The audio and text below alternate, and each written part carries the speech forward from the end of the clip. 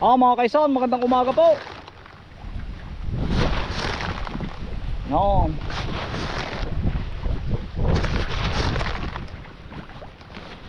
Ang dami na naman patay na isda mga kaisan. Patay na naman. 3 araw na mga kaisan. Pero napadatnan ko na po ng tubig.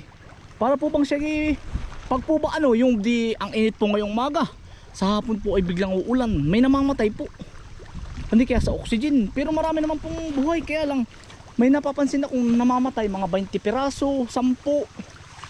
Meron na naman pong bago. Ayun. Hindi kaya sa oxygen yan. Papadatan ko po ng tubig. Yan mga tilapia po natin. Ang lalaki na po niyan. Mga kaisan, yan. Pasintabi po sa mga kumakain. Yan. Yan po ang napapansin ko. Ayan. Yan mga kaisan. Yan. Ang lalaki po pa man din. Nalutang po. Ayan.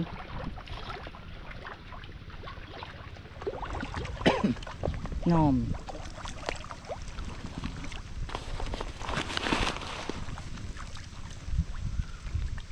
Pero kung lason naman mga kainsan, kung may dumadaloy naman lason galing dyan sa bukal, sa ilog, ay lahat naman ay patay. Ang pansin ko nga po, baka po sa oxygen. Tatanong ko nga din po sa sa Department of Agriculture. Paano ko gano'n? Nagsisearch nga po ako mga kainsan, ay namamatay. Kahapon po pagkadami. 40 po yung halos namatay, tsaka kamakalwa nasa 20. Ayan, meron na naman. Ayun pa pala. Yan.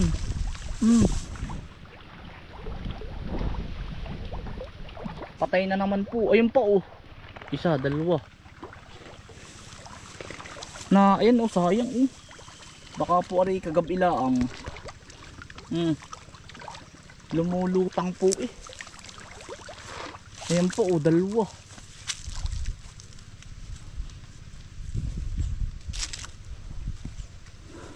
Iasangguni ko po uli ari.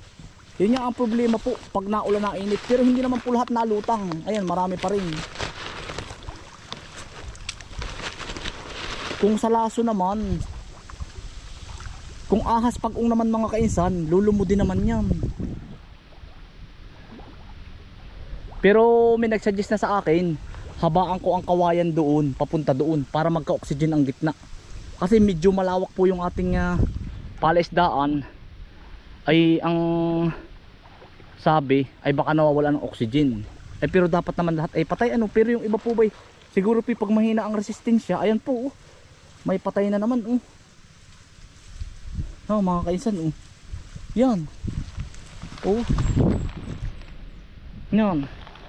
Isa, dalawa, tatlo, apat. Ayan po yung nakalutang na yan. Ari pa. Ayan po. Yung pa sa ilalim ng kawayan, dalawa.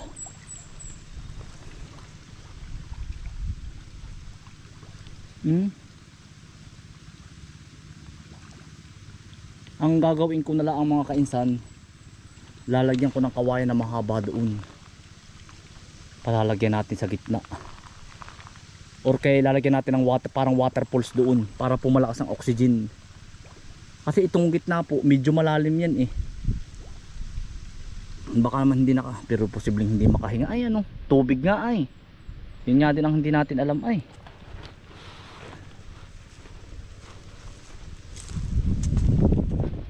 meron pa rin po din dalawa isa, dalawa. Yan ang problema ko ngayon, pinag-aaralan po natin. Ang solusyon ko lang, sabi sa akin, malaking tubo papunta sa taas.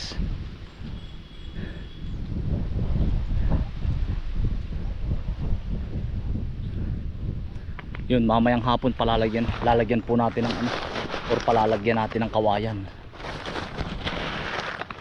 Ayan, pero masigla naman po yung iba Ang pinoproblema ko nga mga kaisan, baka lumutang lahat yan. Wag naman sana. Pag hindi, i-harvest ko na po lahat yan. agarang harvest. Meron pa po dun, dalawa oh. Mga kainsan, ari po, ito po yung nakikita ko lagi sa Facebook. Ayan, kasoy gubat po ito. Sa mga talubata, ito po ay Makati ha. Pero ito po yung mga nakikita ko lagi sa Facebook. Marami po sa amin ito. Yan. Kasoy, ito para pong kasoy. Ito po ay yanong kati nung dagta. Ito po yung iniingatan po ito sa gubat. Pero ang sabi po sa Facebook, ito daw po ay edible. Pero hindi ko po alam kung talagang edible po ito. Hindi po sa amin kinakain. Pero sa ibang lugar po kinakain. Kinakain po ng mga kapatid nating Aita. Kasoy gubat. Maliliit lang siya mga kainsan. Pero yan po ang iingatan nyo sa gubat. Yung dagta niyan. Ito. Yan. Okay lang mahawakan. Pero yung dagta. Pagkakate. Pero yan din po ang panggamot. Di ba lula mo nanggagamot ng ganyan ano?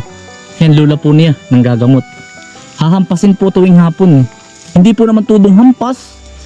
Yan po yan. Ito po ang ihahampas tuwing hapon. Lang ano mo kay are. Oo. Sampo nga utoy. Kaganagan na rin. Tapos po are ilalagay sa may kalan na may nalalagyan ng usok. Pag nalanta na yun, ibig sabihin magaling na. Pag hindi nalanta. Malalanta po yun. Ano nalanta? Ay sa bagay yan. Malalanta talaga. Oh, tawa si Uti ay. Areho, ano pong tawag sa inyo na rin? Kasoy gubat. Ayan po. Ito po yung lagi ko nakikita nung minsan pa. Sabi ko, areho nasa Facebook at saka sa TikTok. Ito po ay ano, parang sa bansang Pilipinas din lang tumutubo yung kahoy na yan, ligas. Makati po yan. Pero ano, pag po hinawakan mong ganito, wala naman po problema. Ang problema po dito, yung dagta. Ang dagta po niya, parang dagta ng star apple. Puti po. Ito po ang dahon niya, ito. Ligas. Pera ligas po. Sa amin naman, pag nakakita mo ng ganyan, yan po ang sinasabi. Pera ligas. Yan. Comment ko po kayo mga kainsan kung anong tawag sa inyo. Yan, ano po, nakasabay natin. Sabay. Ating bahay po natin yan. Ate. Yan. Kasali ayan po. Bahay na yan. Alin po, alin? Pag ano po, ilan mo ba? Walang tawag. Salamat din po. Sige po. Yan, mga kapitbahay po natin. Mga kaibigan po na kakaibigan po yung mga anak. Bigyan natin, nakakakay po natin. Ay tuwan-tuwa nung isang panahon po tayo naabangan.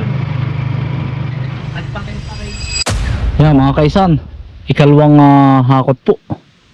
Nagpakuha po tayo kay Utoy ng ano, kay Acer ng ano po, ng anahaw. Kasi po ay yero ang ipapalit ko doon sa ating unang kubo. Ito na po ang ipapalit ko. Anahaw na po uli at baka po mamaya ay uminip. Sa kabilang barangay na po ito kinuha. Mga kaisan, magandang hapon. Kabababala ang natin. Tayo po ay ano mga kaisan, naghakot po ng anahaw. Binili po natin kay Utoy, kay Acer. Ay ano mga kaisan, kabababalaan po natin. Tapos kanina naman pong maga. Ay hello po Ate Dabing. Yan, nag-deliver po tayo ng kamuti. Yan, yun, dalawang bata nagtatanim po ng kamuti. Yan, na ano, dito na po kami bukas. Yan, kasama ko po bukas si apat po kami. At tinatapos lang po yung kabila. Andun po si Kuya Raymond at saka si Tatay, saka si Acer. Bukas naman po, tatlo uli po kami dito. Gawa ng yung pong ating kasama ay ano, nilalagnat po pareho. Si Fountain at saka si Jilmar. Ito po, nag-testing na po kami. Pwede na mga kainsan. Grabe na po ang nahukay namin kamuti mga kainsan. Yan, ari po, yung malawak na yan. Aanihan na po yan ng mga 3,000 to 4,000 kilos. Puti, ang kuha po sa akin ng buyer, 50 to 45 po ang kilo. Yan, magaganda naman po ay. Yan. Yan mga kainsan, naipo yan. Ari po Ang daming tatanong, kainsan, magkano ang kinita mo sa kamuti? Ay basta't ayos po. Yan. Bukas naman po, mamimili po tayo ng mga notebook po. Ipamimili po natin ng mga notebook. Yung sa mga kinita natin po, mga yan, sina Utoy po, sina Bukuman, tsaka lahat po ng ating nagtatrabaho sa Abukid po. Kay Tatay, kay Bunso, sa akin yan lahat. Yan, ay dahil maganda po ang ating ani, mamimili po bukas. Ay salamat din po sa inyo. Nari Utoy, yan mo, testing. Pero parang kulang pa sa araw. Ay tingin mo. Kulang pa po sa araw. Baka nga biglang mumura ay. Kaya lang ay, yan po ito eh. Pero pakadami na rin ito na laman, kaya naman din ano. Aba.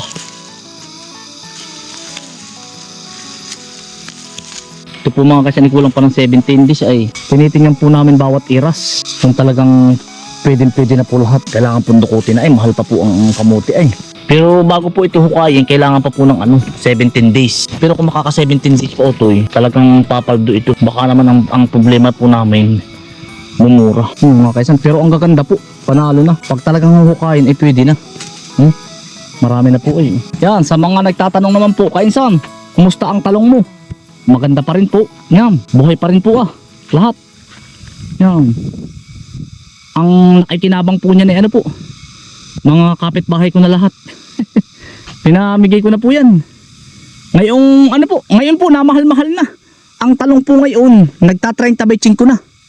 Yan, baka ngayong makalinggong ito, pakagandahin ko na po uli yan. Aabiyarin na po natin.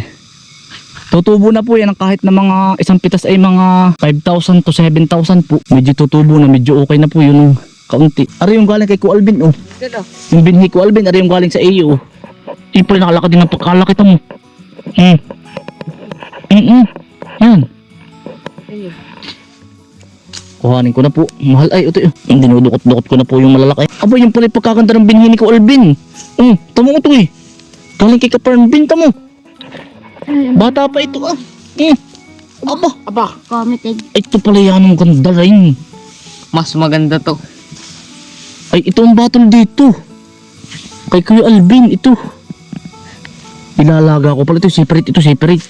Kuya Alvin, ari pala kayo naman lumaman. Ari galing sa iyo. Ito, galing kay Kaparn Bin. Tinitesting ko po ay kung alin yung mga bawat lugar, kung alin ang battle na kamuti. Ari naman galing kay Kuya Alvin. Merong may laman, merong wala. Ito galing din kay Ku Alvin po ito. Kumbaga inaaral ko din po yung lupa. Ay, ari, utol ate mo. Galing din kay Kaparn Bin ito. Kaya mo daw ito, parang pwede na. Testing po, pinag-aaralan po bawat alam mo mga kainsan, lupa nating tinatamnan, bawat lugar po, meron siyang batol na kamuti. Merong may laman, merong wala. Yung galing kay Ku Alvin. Ibig sabihin, yung batol. Yan, inuulit ko. Kung sino pong gusto ng talbos, pwede na rin uling manalbos. Aray po muna. Tumawag na po si Acer. Kakaon po muna ulit tayo ng anong pangalan po ng anahaw. Pagkakaon po ng anahaw, deliver po tayo ng kamuti. Galing naman po sa ibaba. Mga alas 10 na rin po tayo makakauwi sa bayan. Ang laki Totoy, sasama pa ba kayo pagkuha ng anahaw? Yan mga kaisan, yung dalawa po, nakakuha po ng panggulayin sa kanila. Damihan na ninyo ito nakakuha po yung dalawa ng talong po. Ito yung tinisting kong may alam kaya mas maganda. Ito yung tinisting ko, may ipot na agad pagkatanim. Ako po yung aral ng aral. Ito naman po, Malaman to. mas malaman nga Ito naman po, iniligyan ko na bago tamnan ng ipot. Self-study lang mga kainsan. Aral lang aral.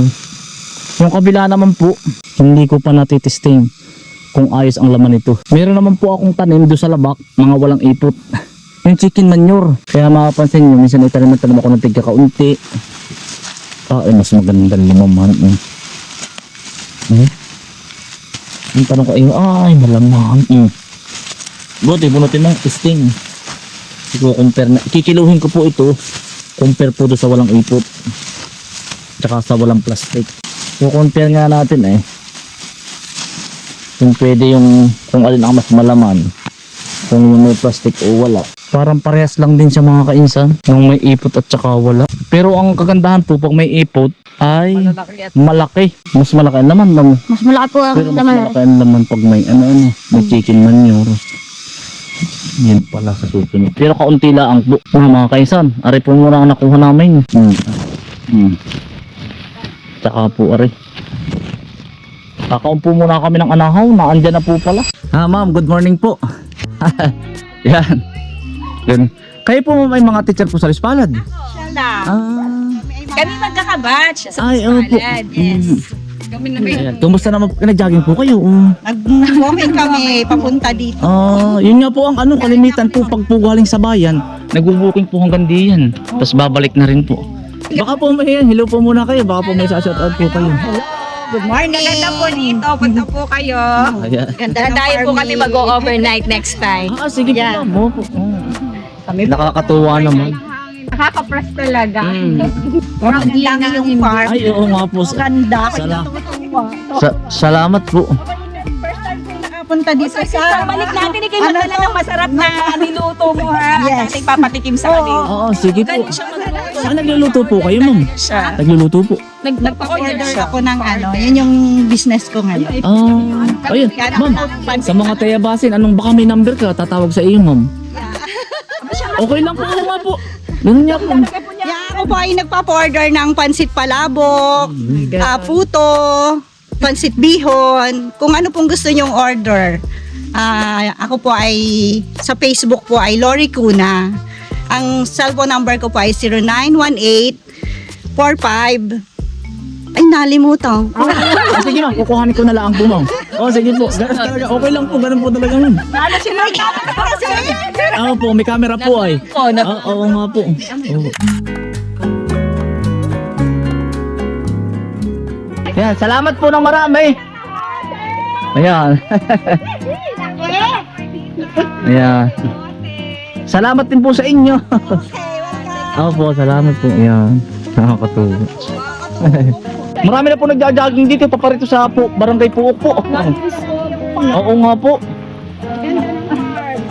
Nakalibre na kami ng kamote, kalabasa. Salamat. Salamat din po sa inyo. Sige. Nakakatuwa naman yun. Yan mga kainsan, naglalatag po tayo ng anahaw. Yan, galing po itong palali kay Acer. Yan pong kasama natin lagi paglilimas. Yan, ang dami po sa kanila ay tayo po ay bumili. Meron pa naman po kami sa Tamlong ay hindi ko na rin po magawa. Sabi ko bibili na lang ako sa kanya. Pero pag po kulang doon kami kukuha. Kaya mga kainsan, maraming salamat po. Ito pong lugar namin nagiging dagingan na. Pag umaga. Lagi pong marami din tao. Maganda daw po ang singaw. Yung po bang nalalanghap daw po nila ang palay. Ay di pagka-jogging po, babalik na uli po sila. Atin pong aanahin. Ilalatag lang po namin. Tutuyuin lang po namin. Huwag po kayong pag mag-aanaho po kayo. Huwag po kayong magkakabit ng anong tawag nito. Sariwa po, uuhurin. No, tol? Uuhurin po. Kailangan po ay pag magkakabit kayo ng anahaw, kulay brown. Yung tuyo na. Kahit po mga 4 lang araw na binadlaang ito. Tapos po, bago nyo ito ikabit, isasawsaw mo muna sa Basta yun yan. hindi ata ito sinasawsaw pala ito sa lason. Tinuruan ako. Sinasaw. Timbang malaki. Bago ikabit dun, basang-basa. Para daw hindi mapunit, isasawsaw mo yun. Meron Saka tutuyuin mo maghapon. Yung laang. Yung po bang pang-anay, kahit ano pong uri ng pang-anay, isasawsaw muna ninyo. Yung po ituro din sa atin ng mga followers natin. Pauwi na po kayo. Ay, oo nga po, malayo po. Ay, pagpupunta tayo dun, mga minsan po, pag ano. Sige po, ma'am. Ingat po kayo. Salamat po. Sige po. Nakakatuwa naman. Malayo-layo pa po ang inyong. Salamat po. Salamat. Malayo-layo pa po. Kalahating oras po ang lakad hanggang bayan. Pag mabilis po, pag si Miss po ang kasama ko 1 oras. Kaya jogging sila. Pag balik boy payat, kahit saan ba't di ka naman napayat? Yun lamang.